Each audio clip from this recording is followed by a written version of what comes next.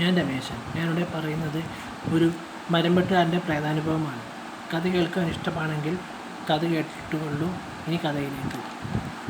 സതീശൻ എന്ന മരംവെട്ടുകാരൻ ദിവസവും കാട്ടിൽ പോയി മരം വെട്ടി നിരവധി പണം സമ്പാദിക്കുന്നുണ്ട്. അങ്ങനെ അവൻ നല്ലൊരു 2 നില വീടും വെച്ചു. നദിക്കരയിൽ മരം വെട്ടിക്കൊണ്ടിരിക്കുന്ന സമയത്ത് അർദ്ധരാത്രി കഴിഞ്ഞ് കാണും.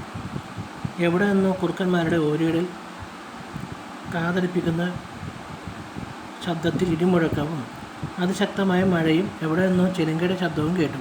ചുറ്റും നോക്കിയ അവൻ കുറേ പെൺകുട്ടികളുടെ പരിഹാസം നിറഞ്ഞ ചിരി കേട്ടു. അങ്ങനെ അവൻ ഒരു സിഗരറ്റ് എടുത്ത് സിഗരറ്റിന് തീ കൊളുത്തി. അങ്ങനെ നോക്കിയപ്പോൾ ഒരു മുത്തശ്ശി എവിടെ നിന്നോ വന്ന് അവനെ തുറിച്ച് നോക്കുന്നുണ്ടായിരുന്നു. അങ്ങനെ ശരം വിട്ടതുപോലെ അവൻ ഓടിച്ചെന്നത് നേരെ അവൻ്റെ ചേട്ടത്തി അമ്മയുടെ വീട്ടിലായിരുന്നു. ചേട്ടത്തി അമ്മയ്ക്ക് അവനെ ഭയങ്കര കാര്യമായിരുന്നു. അവൻ തങ്ങിയത് ചേട്ടത്തി അമ്മയുടെ വീട്ടിൽ. നേരം വെളുത്തതിന്